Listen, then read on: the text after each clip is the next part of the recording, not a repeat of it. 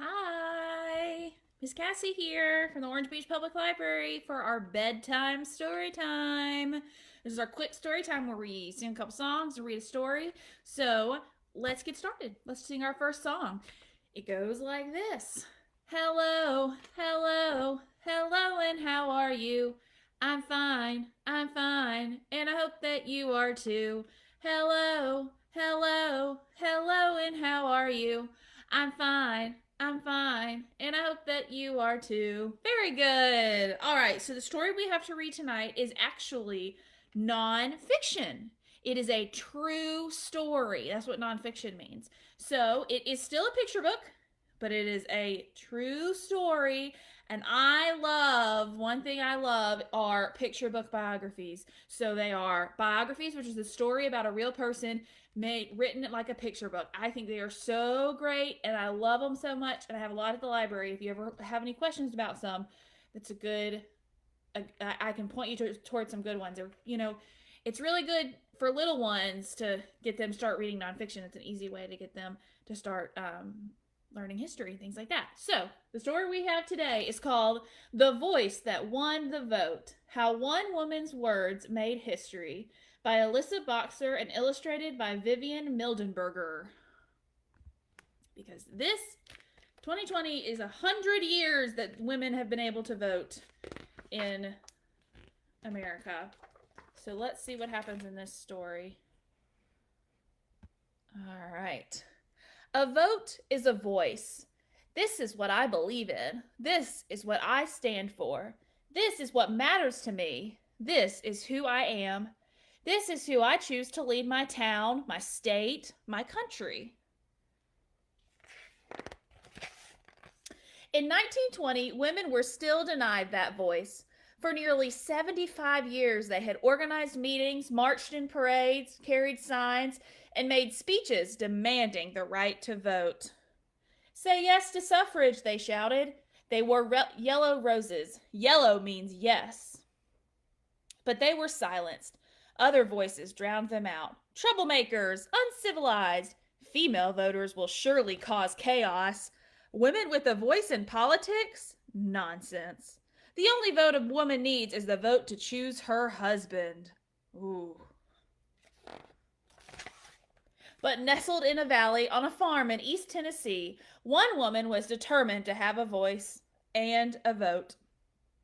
Feb Byrne was known around town as smart and strong willed. At a time when most women didn't go to college, Feb did. She graduated and became a teacher. She read newspapers, magazines, and books. She loved to learn.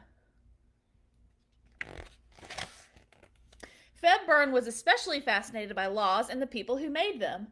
Every year on election day, the men who worked on her farm would head to town hall to cast their votes, and every year Feb Byrne would watch them go. She was sick and tired of staying home, shut out of the process. So one day she sat on her front porch with some paper, a pen, and a plan. Dear son, she began. A few days later, a letter arrived on the desk of the youngest lawmaker in Tennessee.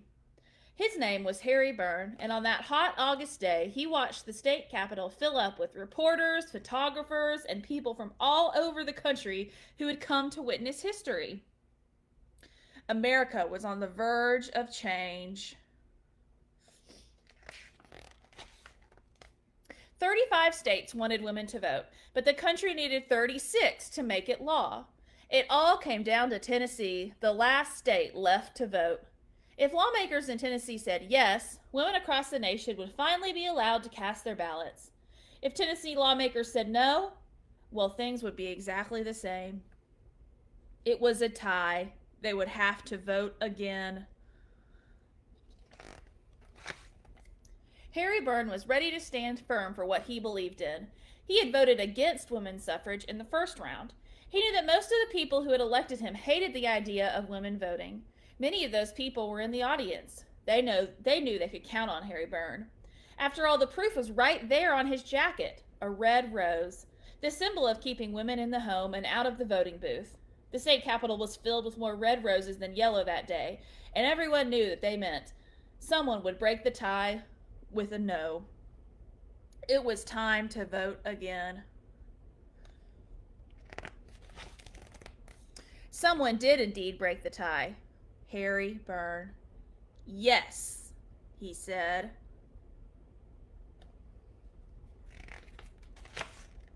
What? The officials in charge asked the young lawmaker to repeat himself. Obviously, he'd made a mistake. Certainly, he'd gotten confused. But there was no mistake. He was not confused. Harry Byrne wanted women to vote. No one could believe it. Many of the women who had organized meetings, marched in parades, carried signs, and made speeches were in the audience wearing their yellow roses. They gasped and cried and hugged each other. But why did Harry Byrne change his vote? I know that a mother's advice is always safest for a boy to follow, he explained. And then from his jacket pocket behind that red rose, Harry Byrne pulled out a note from his mother. The one Feb Byrne had written on her front porch. Hurrah, and vote for suffrage, and don't keep them in doubt. Don't forget to be a good boy. With lots of love, Mom. Mama.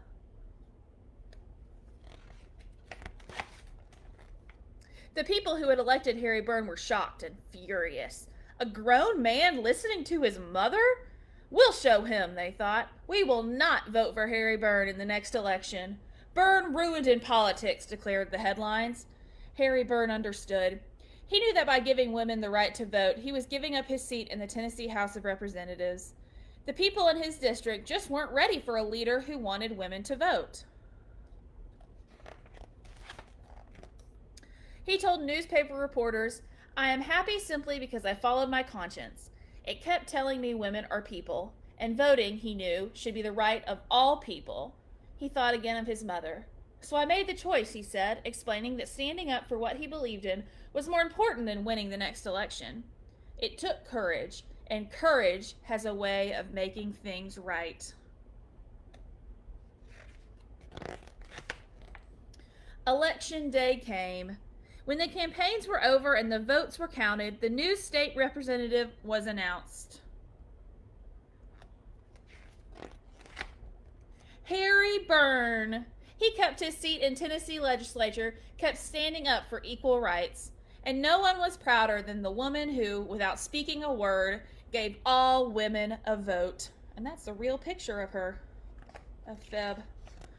And look, this is one thing I love about a good nonfiction book, especially a good nonfiction picture book, is they have all this extra information. There's like a timeline of when everything happened with women's suffrage, and there's more information. And then we have the end. Thank you, Sleeping Bear Press, for letting us read this story today. I love a good picture book, nonfiction book. There's so many cool things that we can learn in interesting ways. So, next time you're at the library, let me know and I'll help you find some stuff. But now it is time to sing our next song. You ready? If you're happy and you know it, clap your hands. If you're happy and you know it, clap your hands. If you're happy and you know it, then your face will surely show it. If you're happy and you know it, clap your hands. If you're happy and you know it, wiggle your eyebrows. If you're happy and you know it, wiggle your eyebrows. If you're happy and you know it, then your face will surely show it. If you're happy and you know it, wiggle your eyebrows. If you're happy and you know it, wave goodbye. If you're happy and you know it, wave goodbye. If you're happy and you know it, then your face will surely show it. If you're happy and you know it, wave goodbye. Bye, friends. Thank you so much for coming tonight. Tomorrow morning, we have our next day in story time at 10 a.m. And we're going to be reading some 4th of July stories and some stuff about voting, which is great. So come back here tomorrow for our stay in story time. Also, we have a few of our crafts left, a few of our STEM bags for this week. Not that many. They've been very popular this week. So make sure you come in, because we're closed on Friday. So make sure you come in before that to grab one. All right. Bye, guys.